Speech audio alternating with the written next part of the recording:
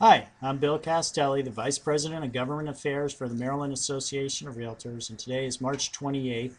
I'm going to give you a brief update of all the activity that's been occurring at the General Assembly on the real estate issues we've been tracking. And if you want to get a better description of these issues, go up to the website that you're on right now, mdrealtor.org, click on our 2011 legislative priorities, and that'll give you a better description of some of these bills. Today is the crossover date in Maryland, which means that all the bills in the House have to cross over to the Senate by 8 p.m. tonight, and vice versa for the Senate bills to cross over to the House. If that doesn't happen, it makes it much more unlikely that those bills will get passed during session because they get referred to rules and there are other administrative barriers that they've got to go through in order to get passed. I am happy to say that all the MAR bills that we've asked to be introduced and that we're supporting have made the crossover date. So we're hopeful to get the hearings done this week and get them passed before the session adjourns sine die in 2 weeks. As far as the septic bills go, it looks like the governor is going to be issuing an executive order to study those bills this summer. And he will invite all groups to participate in that task force to study growth issues and septic issues and other Chesapeake Bay related issues. That group will report back to the Legislative General Assembly by December, and then possible legislative action will follow after that. We are also tracking another bill, HB 917, which would reduce the interest rates that landlords have to return to tenants with their security deposits. Right now, the law states that the landlord has to return 3% interest, which there is no bank that allows the 3% interest rate. That bill has passed the House. It's going to the Senate. Also, we were opposing legislation, HB 718 and SB 261, which would require the disclosure for commercial properties of their energy usage. And it was very problematic for us because one of the penalty provisions in that bill required or allowed a contract to be rescinded after the sale had already taken place.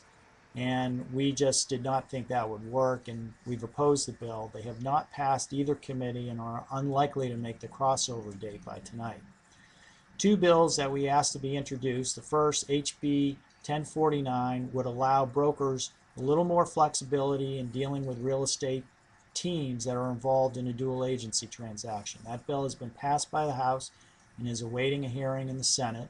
Another bill, HB 1109, clarifies the procedures that have to be followed when a contract has terminated and a broker must release that deposit money to one of the parties.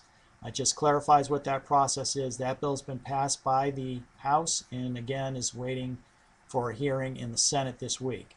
Another bill that was introduced this year that our members took a strong position in favor of was Senate Bill 918. It would require the recordation of a deed within 60 days after a foreclosure sale. And there have been a lot of lenders, or at least some lenders, that have taken a lot of time to get those deeds recorded after the foreclosure sale has taken place, sometimes up to 8 months.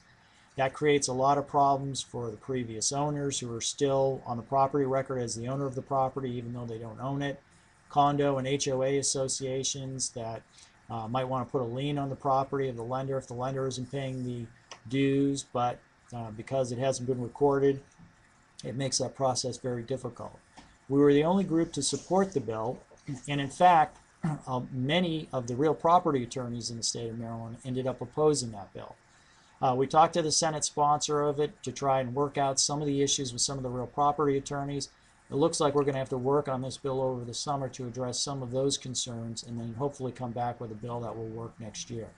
Another late file bill that we're opposing is HB 1352. It will give school boards the authority to levy a property tax for their operations and for the operations of the school districts. If a school board chose to levy the property tax, the local jurisdiction would actually have to decrease their property tax by the amount the school board levied.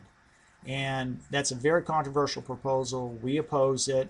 Although the bill is unlikely to go anywhere this year, we do want to be on record letting folks know that we oppose it. We've got 2 weeks left in session, so there's going to be a lot of activity in these next 2 weeks. Please keep coming up to mdrealtor.org to keep track of all the bills that are moving forward, and we appreciate you tuning into Annapolis Update. Thanks.